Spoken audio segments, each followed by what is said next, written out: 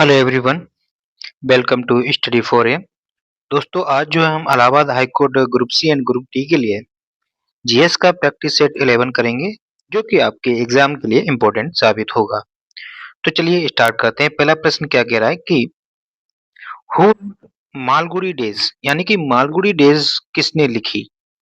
पुस्तक है, इम्पोर्टेंट है, ये पूछा जाता है। तो ये मालगुडी डेज जो पुस्तक है वो दोस्तों आर के नारायण द्वारा लिखी गई है। ठीक है, आर के नारायण की एक दो पुस्तक और इम्पोर्टेंट है, वो आ जाती है जैसे स्वामी एंड फ्रेंड्स।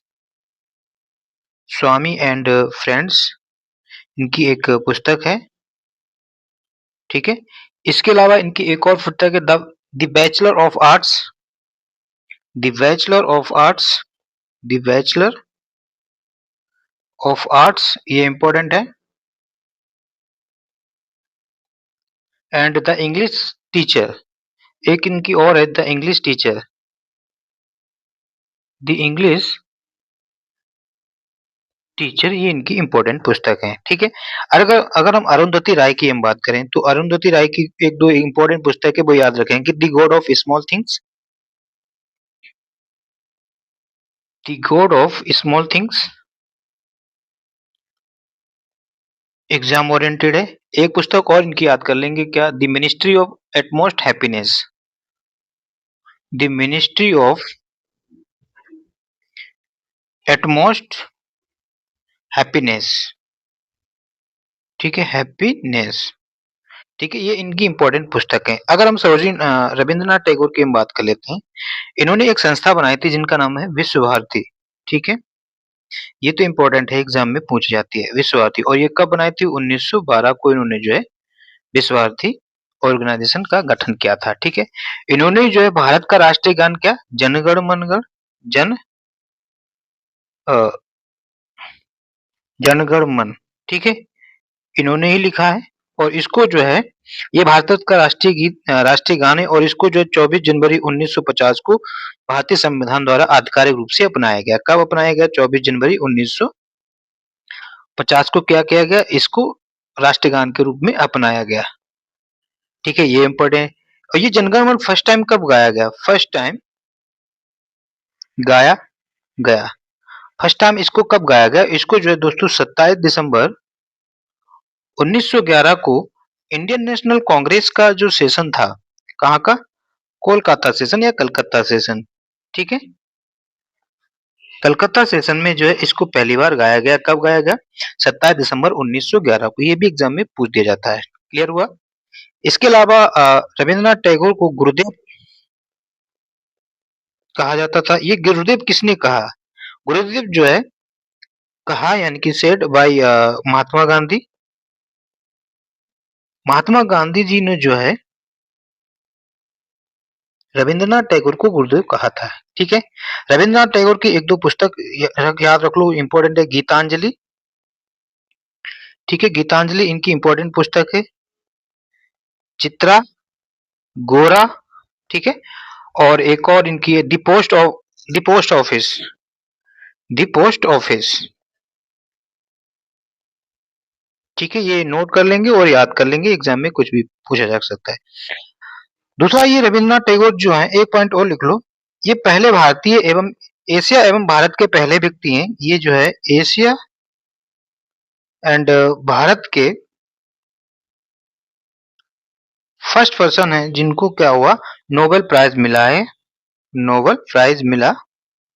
और किस क्षेत्र में मिला इनको? साहित्य के क्षेत्र में इनको जो है ये नोबेल प्राइज मिला। तो ये प्रश्न कई बार आ चुका है कि भारत के पहले व्यक्ति जिनको लिटरेचर में या साहित्य में नोबेल प्राइज मिला, वो है आपके रविंद्रनाथ टैगोर जी। क्लियर? और ये मिला कब? ये जो इनको 1913 में मिला था। ठीक है, 1913 में मिला था। ये भारत की ही नहीं, एशिया के पहले हैं जिन्होंने लिटरेचर में नोबेल प्राइज मिला है। क्लियर हुआ? ये बात समझ में आई होगी। अब हम सरोजिनी नायडू की हम बात करें। सरोजिनी नायडू वही महिला है, ये भारत की प्रथम महिला राज्यपाल। ठीक, एक तो ये पॉइंट याद रखेंगे, फर्स्ट फीमेल गवर्नर या राज्यपाल। ठीक है, ये भारत की है और बनी कहाँ से थी? उत्तर प्रदेश की। ये जो है ना इंडियन नेशनल कांग्रेस की एक अधिवेशन की अध्यक्षता भी की है। वो किस अधिवेशन की अध्यक्षता की है? इन्होंने जो है कानपुर सेशन। ठीक है, कानपुर सेशन हुआ था कब? 1925 में। तो उसकी अध्यक्षता जो है सरोजिनी नायडू जी, तो 1925 कानपुर सेशन की अध्यक्षता सरोजिनी नायडू ने की थी। ठीक है, और इनसे रिलेटेड पॉइंट क्या हो सकता है, इनको जो है थोड़ा हम इधर लिख लेते हैं। ठीक, इस बॉक्स में लिख देते हैं। क्लियर। तो इसके बाद इन्होंने जो इनको भारत कोकिला के नाम से भी जाना जाता है। किस नाम से जाना जाता है? भारत कोकिला के नाम से जाना जाता है। इंपॉर्टेंट है। ठीक है, भारत कोकिला को कंफ्यूज ना करना स्वर कोकिला से। ठीक है, तो इनको भारत कोकिला के नाम से जाना जाता है। इन्होंने दांडी मार्च जो गांधी जी ने निकाला था उनके साथ ये भी गई थी। ठीक है, तो ये इनसे और इनकी कुछ पुस्तक हैं जो इम्पोर्टेंट है। द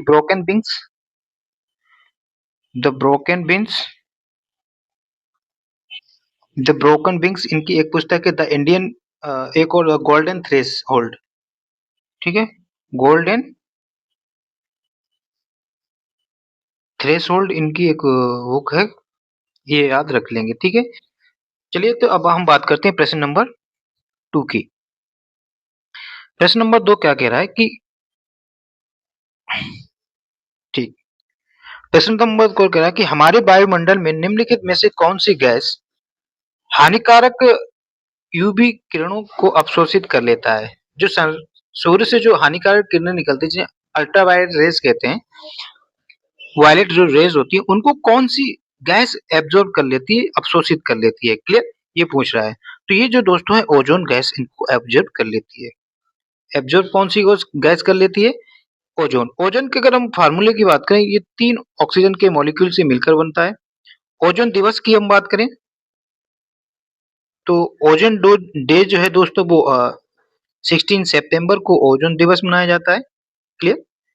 ओजोन के संरक्षण के लिए कुछ प्रोटोकॉल चले, तो इससे जो है मॉन्ट्रियल प्रोटोकॉल जो है वो प्रोटोकॉल वो ओजोन से ही रिलेटेड है। ठीक है, और ये कब ये लागू हुआ था ओजोन प्रोटोकॉल? मॉन्ट्रियल प्रोटोकॉल जो है वो ओजोन से संबंधित है, ये बात को याद रखेंगे। क्लियर। और ये जो है 1987 को ये हुआ था। एक और समझौता है जो ओजोन से रिलेटेड है जिसे हम कहते हैं किगाली समझौता। ठीक है, कौन सा? किगाली समझौता।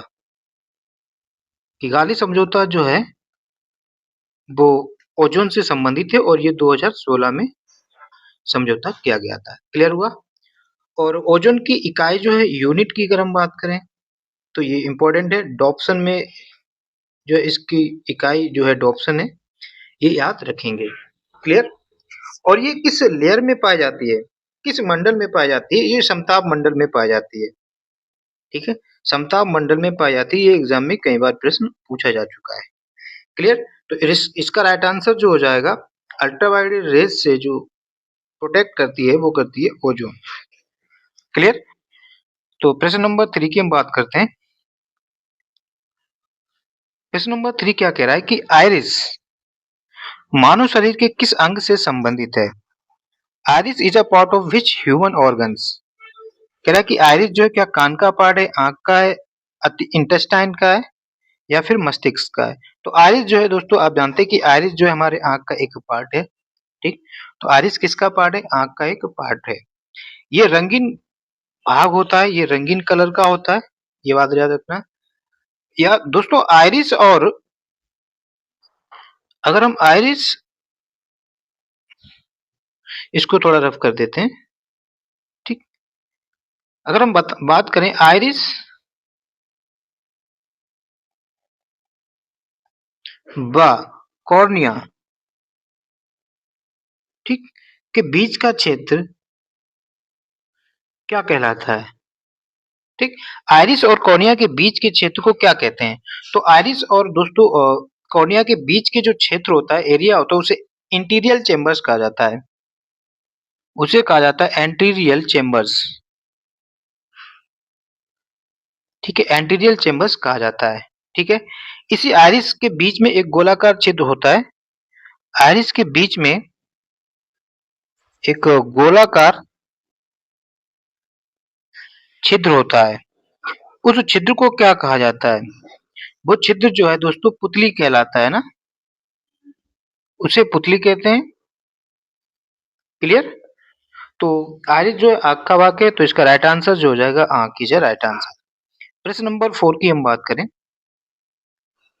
प्रश्न नंबर 4 क्या कह रहा है कि इनमें से कौन-सी आनुवांशिक सामग्री है जो माता-पिता से संतानों में स्थानांतरित होती है? इम्पोर्टेंट है क्वेश्चन और ये कई बार आ चुका है। तो वो आपका दोस्तों है जीन है, ठीक? ये जीन जो होता है दोस्तों डीएनए का एक भाग होता है। ये डीएनए का खंड होता है, ठीक? डीएनए का खंड होता है, ठीक? एक बात ध्यान से रखना डीएनए जो होता है वो आनुवांशिक पदार्थ कहलाता है। डीएनए जो है वो आनुवांशिक पदार्थ कहलाता है, आनुवांशिक पदार्थ, ठीक है? डीएनए जो है एक आनुवांशिक पदार्थ है, जबकि जीन जो है वो आनुवांशिक इकाई है। जीन जो है वो आनुवांशिक इकाई है। ये इस पॉइंट को याद रखना आनुवांशिक इकाई, ठीक है? जीन शब्द जो है वो किसने दिया? तो ये जोहानसन ने दिया, ठीक है? जीन शब्द जो है दोस्तों जोहानसन ने दिया जिनका पूरा नाम है विल्हेम जोहानसन। विल्हेम जोहानसन, ठीक है? जीन शब्द जो है विल्हेम जॉनसन ने दिया और फादर ऑफ जेनेटिक्स आनुवांशिक के पिता जो हैं, ठीक है? अगर हम बात करें फादर ऑफ जेनेटिक्स तो किसे कहा जाता है? वो ग्रेगर मेंडल को जो है फादर ऑफ जेनेटिक्स कहा जाता है। ये पॉइंट याद रखना है। क्लियर हुआ? तो इसका राइट आंसर क्या हो जाएगा? जीन, ठीक है? माता पिता से संतानों में स्थानांतरण क्या होता है? जीन होता है। क्लियर? प्रश्न नंबर 5 की हम बात करें। प्रश्न नंबर 5 क्या कह रहा है कि एफएम रेडियो प्रसारण आज संचार का एक लोकप्रिय माध्यम है। एफएम का क्या मतलब है? ठीक, यानी कि एफएम का फुल फॉर्म पूछा है, तो इसका फुल फॉर्म होता है फ्रीक्वेंसी मॉड्यूलेशन। फ्रीक्वेंसी मॉड्यूलेशन जो है इसका राइट आंसर हो जाएगा। क्या हो जाएगा? Frequency modulation. क्लियर? प्रश्न नंबर 6 की हम बात करें। प्रश्न नंबर 6 क्या कह रहा है कि 1911 में दिल्ली राजधानी बनने से पहले कह रहा है कि दिल्ली राजधानी भारत की कब बनी? 1911 में। इससे पहले कौन सा शहर भारत की राजधानी था? ठीक है, तो दोस्तों दिल्ली से पहले भारत की राजधानी जो थी वो कलकत्ता राजधानी थी। ठीक है, इसके पीछे घटना क्या हुई ये समझ लेते हैं। दोस्तों अगर हम बात करें दिल्ली दरबार की, ठीक, दिल्ली दरबार की हम बात करें, ठीक, तो दिल्ली दरबार जो है दोस्तों 3 दिल्ली दरबार हुए। कितने दिल्ली दरबार हुए? 3। फर्स्ट दिल्ली दरबार हुआ, फिर सेकेंड दिल्ली दरबार हुआ और थर्ड दिल्ली दरबार हुआ। तो ये दिल्ली दरबार से प्रश्न रिलेटेड आ सकता है, तो हमें पहले पता होना चाहिए कि पहला दिल्ली दरबार कब हुआ, दूसरा दिल्ली दरबार कब हुआ और तीसरा दिल्ली दरबार कब हुआ। फिर पहले दरबार जब दिल्ली हुआ उस टाइम भारत के वायसराय कौन थे और इंग्लैंड के कौन से सम्राट आए थे। सेकेंड दिल्ली दरबार में कौन वायसराय था और कब हुआ और कौन आया। ऐसे ही थर्ड में कौन वायसराय था, कौन आया और कब हुआ, और किस दरबार में भारत की राजधानी कलकत्ता से दिल्ली कर दी गई, ये अब हम लोग जानेंगे। क्लियर? इंपॉर्टेंट है, ये इतना याद करना एक चीज है लेकिन हमें इसे समझना भी होगा। तो दोस्तों पहली बार जो है पहला दिल्ली दरबार हुआ, तो पहला दिल्ली दरबार जो है दोस्तों हुआ ये 1877 में। ठीक, फर्स्ट दिल्ली दरबार हुआ 1877 में। इस टाइम वायसराय कौन थे? वायसराय जो थे दोस्तों वो थे आपके लिटन। ठीक है, लिटन जो थे वायसराय थे। आराम से समझिएगा, कोई जल्दबाजी नहीं है। ठीक है, तो फर्स्ट दिल्ली दरबार हुआ 1877 में, वायसराय लिटन। यहाँ पर आई कौन थी? आई थी जो इंग्लैंड की महारानी, ठीक है, महारानी विक्टोरिया आई थी। ठीक है, महारानी विक्टोरिया आई थी और फर्स्ट दिल्ली दरबार में ही महारानी विक्टोरिया को कैसर ए हिंद की उपाधि दी गई। ठीक, कैसर ए हिंद की उपाधि दी गई। ये इंपॉर्टेंट क्वेश्चन है, पूछा जाता है कि किसको कैसर ए हिंद कहा जाता है? विक्टोरिया को। कब दिया गया? फर्स्ट दिल्ली दरबार में। वायसराय कौन थे? लिटन। ठीक है, इतना जानते हैं। फिर इसके बाद दोस्तों सेकेंड दिल्ली दरबार हुआ और ये कब हुआ? सेकेंड दिल्ली दरबार हुआ दोस्तों 1903 ईस्वी में सेकेंड दिल्ली दरबार हुआ। इस टाइम वायसराय कौन थे? वायसराय जो थे वो थे कर्जन। ठीक, कर्जन जो थे वो वायसराय थे। और यहाँ पर आए कौन थे? ये आए थे एडवर्ड सप्तम, इंग्लैंड के सम्राट आए थे एडवर्ड सप्तम। ठीक है, ये कौन थे? ये इंग्लैंड के सम्राट थे। ठीक, इनके स्वागत में दिल्ली दरबार हुआ सेकेंड। ठीक है, ये इतना पॉइंट यहाँ से रखें कि वायसराय कौन थे? करजन। थर्ड दिल्ली दरबार हुआ दोस्तों, ये हुआ तीसरा दिल्ली दरबार जो है 1911 में हुआ। ठीक है, कब हुआ? 1911 में। इस टाइम वायसराय जो थे, वायसराय वो कौन थे? वो थे हॉर्डिंग। ठीक है, हॉर्डिंग जो थे वो वायसराय थे। और आए कौन थे? यहाँ पर स्वागत किनका किया गया? ये आए थे जॉर्ज पंचम, जॉर्ज पंचम। और इंग्लैंड की महारानी आई थी, महारानी मैरी। ठीक है, महारानी मैरी। ठीक है, करजन ने बंगाल विभाजन किया तो तीसरे ही दिल्ली दरबार में बंगाल विभाजन को रद्द किया गया। बंगाल विभाजन को रद्द किया गया। जो 1905 में बंगाल विभाजन हुआ था, इसको रद्द किया गया। और कलकत्ता से जब इसको रद्द कर दिया गया तो फिर कलकत्ता से जो है दिल्ली जो है इसकी राजधानी बना दी गई। कहाँ? इसकी भारत की राजधानी दिल्ली शिफ्ट कर दी गई। कौन से दरबार में? तीसरे दरबार में। तीसरे दरबार कब हुआ था? 1911 में। वायसराय कौन थे? हॉर्डिंग थे। और जॉर्ज पंचम और महारानी मैरी यहाँ पर आई थी। इनके स्वागत के लिए तीसरा दिल्ली दरबार आयोजित किया गया था। तो ये बात समझ में आई। तो कलकत्ता से बन गई दिल्ली। ठीक है, इंपॉर्टेंट है ये तीनों ही पॉइंट, तीनों ही दिल्ली दरबार इंपॉर्टेंट है। प्रश्न नंबर 7 की हम बात करें। प्रश्न नंबर 7 क्या कह रहा है कि निम्नलिखित पशु अभ्यारण्य में से कौन सी एशियाटिक लायंस का घर है?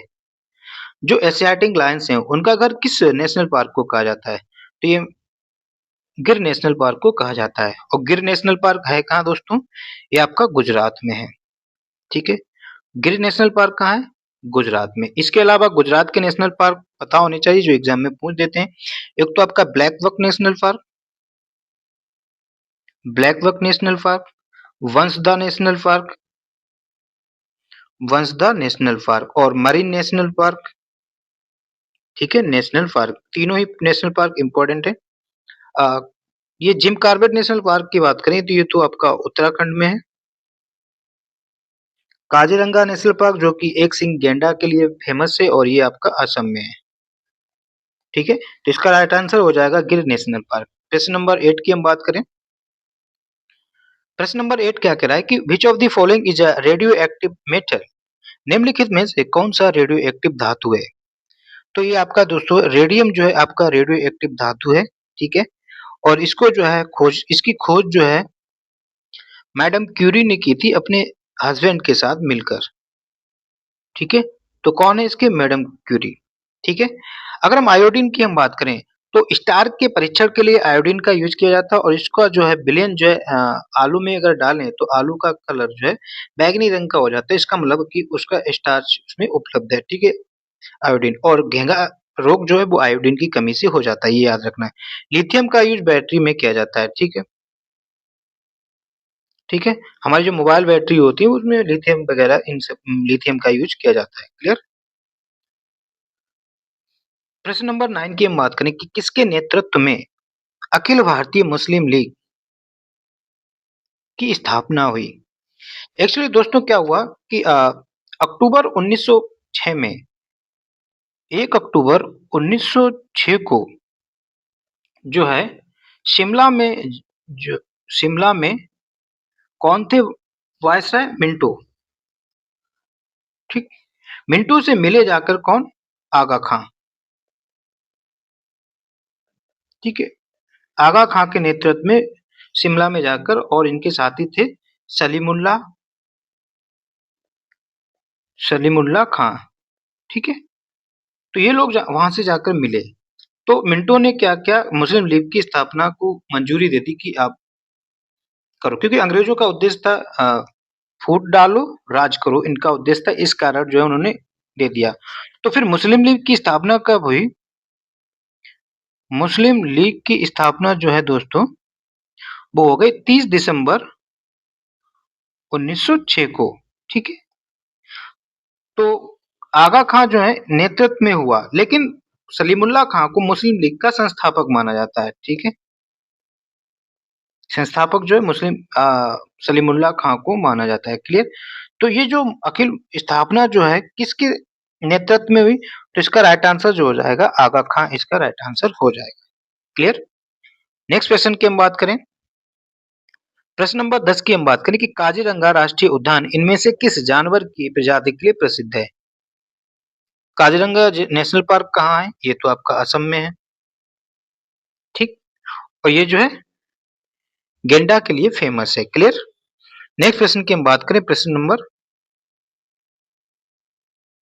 11 कह रहा है कि नोबेल पुरस्कार इज अवॉर्डेड बाय, मतलब किस देश के द्वारा नोबेल पुरस्कार दिया जाता है। तो ये जो है नोबेल पुरस्कार दोस्तों स्वीडन द्वारा दिया जाता है। किसके द्वारा जाता है, स्वीडन द्वारा दिया जाता है।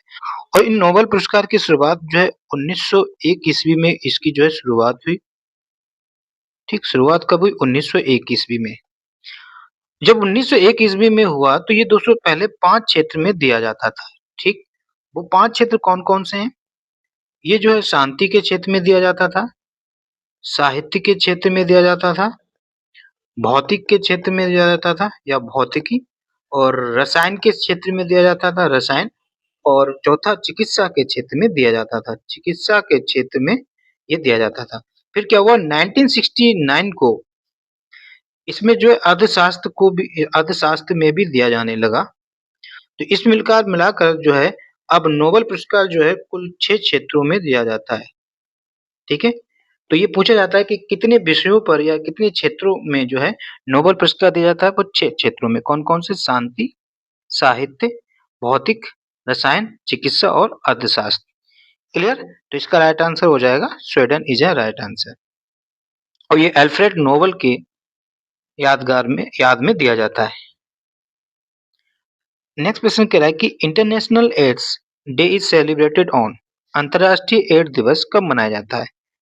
ये जो है दोस्तों 1 दिसंबर को मनाया जाता है, अंतर्राष्ट्रीय एड्स दिवस 1 दिसंबर को मनाया जाता है, क्लियर। और ये किसके द्वारा मनाया जाता है, ये जो है यूएन द्वारा मनाया जाता है, यूएनओ द्वारा मनाया जाता है, ठीक है। फर्स्ट टाइम कब मनाया गया, फर्स्ट टाइम जो है ये 1 दिसंबर 1988 को जो है इसको सेलिब्रेट किया गया, ठीक है। एड्स की अगर हम बात करें तो इसका फुल फॉर्म होता है acquired immuno deficiency syndrome, acquired immuno deficiency syndrome, ठीक है। ये इसका फुल फॉर्म है। अगर इसके वायरस की हम बात करें तो वो एचआईवी वायरस होता है, क्लियर। और भारत में फर्स्ट टाइम ये कब देखा गया, भारत में इसका फर्स्ट केस जो है वो मद्रास में देखा गया, मद्रास में देखा गया। और कब देखा गया, 1986 में, ठीक है। तो एड्स दिवस कब मनाया जाता है, 1 दिसंबर को, क्लियर। नेक्स्ट प्रश्न की हम बात करें, प्रश्न नंबर 13 कह रहा है कि वर्ष 2014 में गठित भारत के 29वें राज्य का नाम बताइए। वर्तमान में अगर हम बात करें तो दोस्तों वर्तमान में प्रेजेंट टाइम में स्टेट कितने हैं, प्रेजेंट टाइम में इंडिया में 28 स्टेट्स हैं। और अगर यूटीज की हम बात करें तो ये 8 यूटीज हैं, ठीक है। तो उस टाइम जो था ये 29वां राज्य बनकर निकला, कौन सा, तेलंगाना। और ये कब बना, 2 जून 2014 को, ठीक है। ये डेट याद रखना। किस राज्य से अलग होकर बना, फ्रॉम आंध्र प्रदेश, ठीक। ये आंध्र प्रदेश से अलग होकर बना तेलंगाना राज्य, ये बात याद रखना, ठीक है। उत्तराखंड की अगर हम बात करें तो ये 9 नवंबर सन 2000 को बना। और किससे अलग होकर बना, ये यूपी से अलग होकर बना, यानी कि उत्तर प्रदेश से अलग होकर उत्तराखंड राज्य का गठन हुआ। और ये कौन सा राज्य बना था, और ये जो था दोस्तों 27th नंबर का जो है राज्य बना था। छत्तीसगढ़ की अगर हम बात करें तो छत्तीसगढ़ जो है दोस्तों 1 नवंबर सन 2000 को छत्तीसगढ़ बना। और ये चूंकि ये उत्तराखंड से जस्ट पहले ही बना था तो ये 26वां राज्य बना, ठीक है। और किससे अलग होकर, मध्य प्रदेश से अलग होकर जो है उत्तराखंड बना, क्लियर। उड़ीसा राज्य की अगर हम बात करें तो उड़ीसा राज्य की स्थापना जो है दोस्तों 1 अप्रैल 1936, 1 अप्रैल 1936 को उड़ीसा राज्य की स्थापना हुई, ये याद रखना। अगर हम यूनियन टेरिटरीज की हम बात करें, वर्तमान में 8 यूनियन टेरिटरीज हैं। लेटेस्ट यूनियन टेरिटरीज कौन-कौन सी हैं? आपको पता है कि पहले जम्मू कश्मीर जो था एक राज्य था। फिर इसको जो है जम्मू कश्मीर को डिवाइड कर दिया गया 2 यूनियन टेरिटरीज में। इसमें जम्मू कश्मीर और दूसरा जो है लद्दाख, ठीक है? लद्दाख, ठीक? कब किया गया इनको? इनको जो है 31 अक्टूबर 2019 को यूनियन टेरिटरीज बना दिया गया। फिर इसके बाद 26 जनवरी 2020 को जो है लेटेस्ट यूनियन टेरिटरीज बनी, जो थी दादरा और नागर हवेली एवं दमन और दीव। दादरा और नागर हवेली ये पहले अलग थी, फिर इसमें मर्ज कर दिया गया क्या? दमन एवं दीव, दमन व दीव, ठीक है? तो ये मिलाकर एक यूनियन टेरिटरीज बना दी गई। कब बनाई गई? 26 जनवरी 2020 को। क्लियर? तो इसका राइट आंसर जो हो जाएगा 2014 में 29वां राज्य बना तेलंगाना। ये बात क्लियर हुई होगी, बाकी ये पॉइंट इंपॉर्टेंट थे। नेक्स्ट क्वेश्चन की हम बात करें, कह रहा है कि आनंद मठ नामक प्रसिद्ध पुस्तक किसके द्वारा लिखी गई? आनंद मठ आप जानते हैं, ये बंकिम चंद्र चटर्जी द्वारा लिखी गई। आनंद मठ की हम बात करें, इसी से जो भारत का राष्ट्रीय गीत जो है ना, भारत का राष्ट्रीय गीत वंदे मातरम, ठीक, वंदे मातरम जो है वो इसी से लिया गया, आनंद मठ से। और इसको कब अपनाया गया एज ए राष्ट्रीय गीत के रूप में? तो इसको 24 जनवरी 1950 को इसको जो है राष्ट्रीय गीत के रूप में अपनाया गया। ये बात क्लियर हुई? और ये किसने लिखा? बंकिम चंद्र चटर्जी ने, ठीक है? इसी आनंद मठ में, इस आनंद मठ में एक विद्रोह का जिक्र है, वर्णन है, और वो है आपका बंगाल का सन्यासी विद्रोह। ये भी इंपॉर्टेंट है, बंगाल का सन्यासी विद्रोह का वर्णन जो है वो रविंद्रनाथ बंकिम चंद्र चटर्जी का जो है आनंद मठ में है। और ये किस भाषा में? ये आपका बांग्ला भाषा में है, ठीक, ये बांग्ला भाषा में है। क्लियर हुआ? और ये कब लिखा था उन्होंने? 1882 को जो है इन्होंने जी आनंद मठ लिखा था। क्लियर हुआ? चलिए नेक्स्ट क्वेश्चन की हम बात करते हैं। अगला प्रश्न क्या कह रहा है कि भारत ने किस वर्ष में उपग्रह आर्यभट्ट लॉन्च करके अंतरिक्ष युग में प्रवेश किया? आर्यभट्ट जो है दोस्तों भारत का पहला उपग्रह है। ये क्या है? ये भारत का पहला उपग्रह, ठीक, उपग्रह, भारत का पहला उपग्रह कौन सा है? आर्यभट्ट। और ये रूस की सहायता से इसको लॉन्च किया गया था। और लॉन्च कब किया गया था इसको? इसको जो है 19 अप्रैल, एग्जैक्ट डेट याद रख लें, 19 अप्रैल 1975 को इसे लॉन्च किया गया था। तो इसका ईयर क्या हो जाएगा? 1975 is a right answer. Clear? Next प्रश्न की हम बात करते हैं, प्रश्न नंबर 16। क्या कह रहा है कि what is the currency of China? चीन की मुद्रा क्या है? दिनार, युआन, रेनमिनबी, डॉलर या पाउंड? तो युआन जो रेनमिनबी जो है दोस्तों, ये चीन की मुद्रा है, इंपॉर्टेंट है रेनमिनबी। क्लियर? नेक्स्ट प्रश्न की हम बात करते हैं, प्रश्न नंबर 17। अगला प्रश्न कह रहा है कि who was the father of Tipu Sultan? Tipu Sultan के पिता कौन थे? तो टीपू सुल्तान के पिता जो थे वो हैदर अली थे, ठीक है? यहाँ से क्या फैक्ट बन सकते हैं टीपू सुल्तान से रिलेटेड? एक्चुअली क्या है कि दोस्तों भारत में जो है कुछ युद्ध हुए, जिसमें आंग्ल मैसूर युद्ध। तो आंग्ल मैसूर युद्ध की हम अगर हम बात करें, आंग्ल और मैसूर युद्ध की हम बात करें, ठीक है, इंपॉर्टेंट है। आंग्ल मतलब अंग्रेजों के बीच, और मैसूर में जो शासक थे उस टाइम, सुल्तान जो थे वो हैदर थे।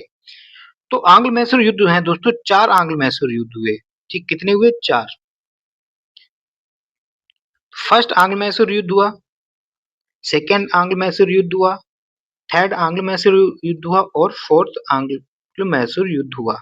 यहाँ से इंपॉर्टेंट पॉइंट क्या बन सकते हैं? पहले तो ये पता होना चाहिए कि पहला जो आंग्ल मैसूर युद्ध हुआ वो कब हुआ, ये ईयर पूछ याद होनी चाहिए, क्योंकि वो मैचिंग में ईयर पूछ सकता है, युद्ध दे देगा और पूछ देगा कि किस ईयर में कौन सा युद्ध हुआ, ठीक। तो ये जो हुआ दोस्तों 1767 से लेकर 1769 तक जो है फर्स्ट एंग्लो मैसूर युद्ध हुआ। किस किसके बीच में हुआ? तो ये हैदर वर्सेस अंग्रेजों के बीच में हुआ। ठीक है, इसमें क्या हुआ, अंग्रेज जो थे वो परास्त हो गए। जीता कौन? अंग्रेज जो थे परास्त, जीता कौन? हैदर। इस लिहाज से हैदर जो है ना दक्कन का पहला व्यक्ति बन गया, दक्कन का प्रथम व्यक्ति जिसने अंग्रेजों को हराया, जिसने अंग्रेजों को हराया। ठीक है, अंग्रेजों को हराया, ये पॉइंट इंपॉर्टेंट है। ठीक है, इसके बाद जब ये परास्त हो गए तो फिर इसके बाद संधि हुई। ट्रीटी किसकी हुई? एक ट्रीटी हुई। कोई भी युद्ध होता है उसके बाद ट्रीटी हो जाती थी, संधि हो जाती थी, समझौता हो जाता था। तो यहाँ पर हुई मद्रास की संधि। मद्रास की संधि हुई और ये कब हुई? 1769 में। किस किसके बीच में हुई? हैदर और अंग्रेजों के में। ये पूछा जा सकता है कि मद्रास की संधि किस युद्ध के बाद हुई? तो ये फर्स्ट आंग्ल मैसूर युद्ध के बाद जो है मद्रास की संधि हुई। कब हुई? 1769 में हुई, ये याद रखना है। क्लियर? किसके बीच में? हैदर और अंग्रेजों के बीच में। अब हम बात करते हैं सेकेंड आंग्ल मैसूर युद्ध। ठीक है, ये कब हुआ? ये 1780 से स्टार्ट होता है और 1784 तक ये चलता है। ठीक, ये किसके किस बीच में हुआ? वही अभी अंग्रेज और हैदर के बीच में हुआ। ठीक, अंग्रेज वर्सेस हैदर के बीच में, जिसमें क्या हुआ, फिर परास्त हो गए कौन? अंग्रेज। अंग्रेज परास्त हुए और फिर ये इसके बीच में हो गया एक युद्ध, पोर्टो-नोवा का युद्ध। ठीक, इसी में इसी युद्ध के दौरान हो गया पोर्टो-नोवा का युद्ध। ये थोड़ा दोबारा लिख देते हैं। ठीक, कौन सा युद्ध हुआ? पोर्टो-नोवा का युद्ध। पोर्टो-नोवा का युद्ध हो गया। और ये पोर्टो-नोवा का युद्ध कब हुआ? ये 1781 में हुआ। ये पोर्टो-नोवा का युद्ध किस किसके बीच में हुआ? ये हुआ आयरकुट वर्सेस हैदर के बीच में हुआ। ठीक है, आयरकुट और हैदर के बीच में हुआ और इसमें इस युद्ध में हैदर हार गया। ठीक, हैदर परास्त हो गया और हैदर की क्या हो गई? मृत्यु। 1782 में हैदर की हो गई दोस्तों डेथ। जब हैदर की डेथ हो गई तो फिर हैदर के स्थान पर मैसूर का शासक जो बना या सुल्तान बना वो बना टीपू सुल्तान। ठीक है, टीपू सुल्तान बना। जब टीपू सुल्तान यहाँ पर डेथ हो गई तो सुल्तान बना कौन? टीपू सुल्तान। ठीक, टीपू सुल्तान गद्दी पर बैठा और संधि हो गई कौन सी? मंगलोर की संधि। मंगलोर की संधि। ठीक, मंगलोर की संधि हुई तब ये सेकंड जो आंग्ल मैसूर युद्ध था वो शांत हुआ। किस संधि के तहत? मंगलोर की संधि। ये भी इंपॉर्टेंट है, कब हुई? 1784 को। किसके किसके बीच में हुई? अब जो है मंगलोर की संधि जो है टीपू सुल्तान और अंग्रेजों के बीच में हुई। ये पॉइंट याद रखेंगे। क्लियर? मंगलोर की संधि 1784, टीपू सुल्तान और अंग्रेज के बीच में। अब जब यहाँ संधि हो गई फिर युद्ध हुआ और ये थर्ड आंग्ल मैसूर युद्ध हुआ आपका कब? 1790 से लेकर 1792 तक। ठीक, 1790 से लेकर 1792 तक हुआ। ये इंपॉर्टेंट है। ये कॉर्नवालिस और टीपू सुल्तान के बीच में हुआ। ठीक, टीपू सुल्तान के बीच में हुआ। थर्ड आंग्ल मैसूर युद्ध कॉर्नवालिस और टीपू सुल्तान के बीच में हुआ। ठीक है, इसके में संधि कौन सी हुई? तो थर्ड आंग्ल मैसूर युद्ध के बाद जो संधि हुई वो हुई श्रीरंगपट्टनम की संधि। इंपॉर्टेंट है, श्रीरंगपट्टनम की संधि। पट्टनम की संधि हुई।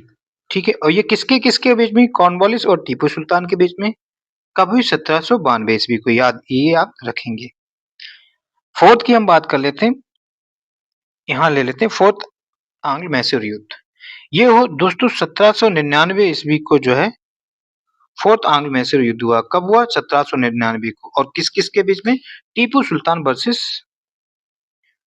सुल्तान वर्सेस अंग्रेजों के बीच में हुआ। और इसमें क्या हुआ? टीपू सुल्तान परास्त हो गया और युद्ध लड़ते समय इनकी हो गई डेथ।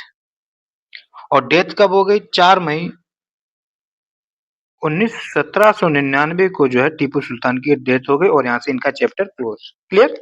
तो इंपॉर्टेंट था, समझ में आया। धीरे धीरे एक एक पॉइंट करके हम लोगों ने समझा। आई होप, उम्मीद करते हैं कि ये प्रश्न समझ में आया। प्रश्न कुछ भी पूछा जा सकता है। आपको तैयार रहना है। नेक्स्ट प्रश्न की हम बात करते हैं, प्रश्न नंबर 18। क्या कह रहा है कि प्रसिद्ध भारतीय खिलाड़ी जूड फेलिक्स, नाम तो ऐसा है इंडियन, तो जूड फेलिक्स कौन है? एक तो ये इंडियन है, ठीक है, किसी फॉरेन कंट्री के नहीं है, नाम समझकर घबरा ना जाना, ठीक है, मतलब कहीं और देश का ना समझ लेना।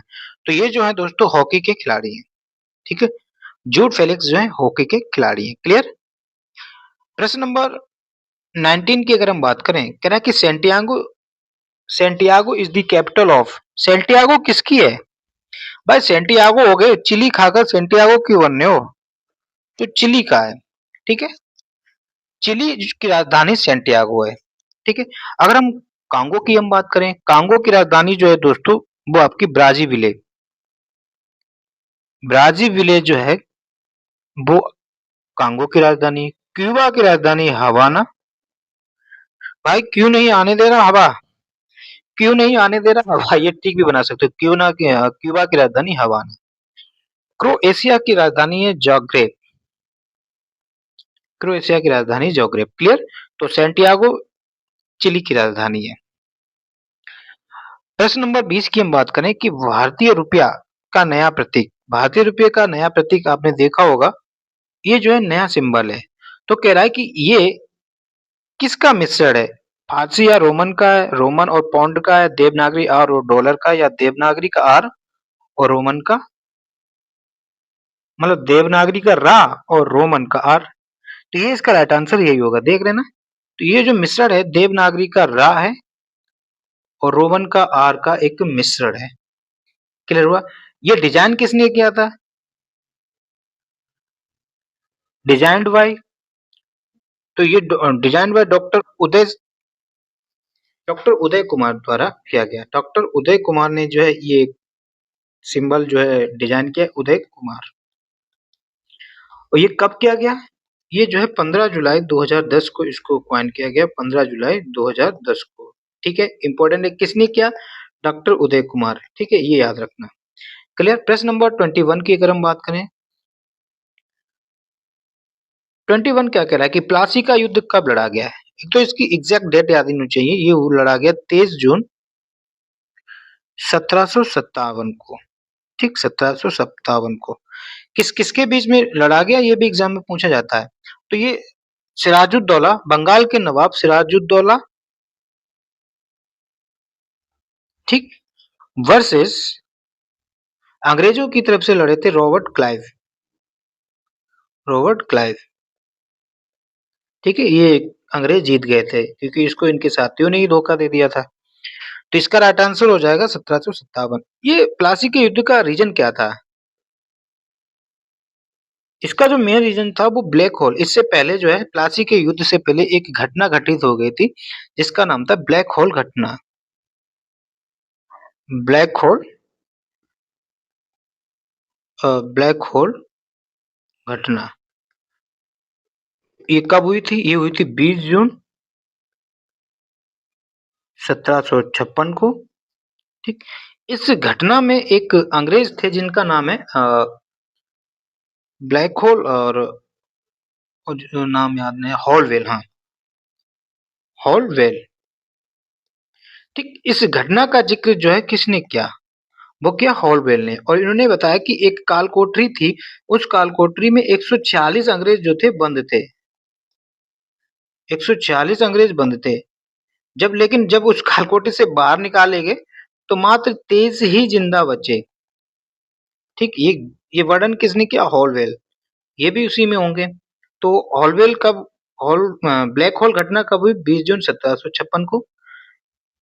ब्लैक होल में होल आ रहा है, इसमें भी होल टाइप से है, तो ब्लैक होल की घटना का जिक्र किसने किया? तो ये आप टिक लग सकते हैं, हॉलवेल, ठीक है। तो इसका राइट आंसर हो जाएगा 1757 इज ए राइट आंसर। प्रश्न नंबर 22 की हम बात करें, कह रहा है कि हाल ही में एससीओ का 10वां सदस्य कौन बना? एससीओ की फुल फॉर्म की हम बात करें तो इसका फुल फॉर्म है संघाई कोऑपरेशन ऑर्गेनाइजेशन, याद रखना। इसका हेडक्वार्टर कहाँ है? देखो नाम तो इसमें संघाई आ रहा है, बट आप संघाई भी चीन का एक शहर है, तो संघाई इसकी हेडक्वार्टर नहीं है। इसका हेडक्वार्टर जो है वो आपका बीजिंग में है, ठीक है, ये याद रखना। अब वर्तमान में इसमें 10 कंट्री जो है इसके मेंबर हैं, ठीक? इसमें से इसका 10th मेंबर जो है वो क्या है आपका बेलारूस, ठीक? बेलारूस जो है इसका 10वां मेंबर बना है, तो इसका राइट आंसर हो जाएगा बेलारूस। इसकी स्थापना कब हुई? इसकी स्थापना जो है दोस्तों 15 जून 2001 को इसकी स्थापना हुई। 15 जून 2001 को इसकी स्थापना हुई। ये 10 कंट्री कौन-कौन से हैं ये याद रखना है। देखो, एक तो आपका चाइना, इंडिया अपना है, ठीक है? ईरान, रसिया और 10वां भी इसमें हम कैलकुलेट कर लेते हैं बेलारूस, ठीक? 1, 2, 3, 4, 5, 5 तो ये ट्रिक याद रखना। फिर अंतिम जो 5 हैं, अंतिम नहीं मतलब बाकी जो 5 हैं, वो हैं तान वाले। अफ़गानिस्तान को छोड़कर जितने भी तान कंट्री हैं वो हैं। जैसे आपका पाकिस्तान इसका एक कंट्री है, ठीक है? उज़्बेकिस्तान, उज़्बेकिस्तान, ठीक है? ये कॉन्सेप्ट डेवलप कर लें, तान वाले हैं। और कौन से तान के हैं? किर्गिस्तान, ठीक? किर्गिस्तान और एक आपका Tajikistan, Tajikistan, Pakistan, Uzbekistan, Kyrgyzstan, Tajikistan और आपका और कौन सा है तान? कजाकिस्तान, हाँ, एक आपका कजाकिस्तान, ठीक है? कजाकिस्तान। तो ये आपके 10 कंट्री हो गए। 1, 2, 3, 4, 5, 6, 7, 8, 9, 10 याद रखना, पूछा जा सकता है, ठीक? प्रश्न ऐसे बनेगा कि निम्न में से कौन सा एचसीओ का मेंबर नहीं है, ठीक है? या ये वाला पूछ सकता है जो अभी करंट का है, बेलारूस।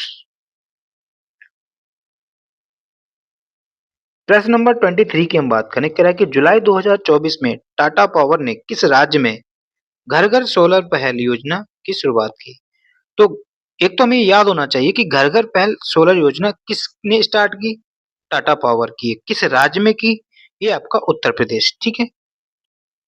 टाटा पावर योजना, घर-घर सोलर योजना, उत्तर प्रदेश।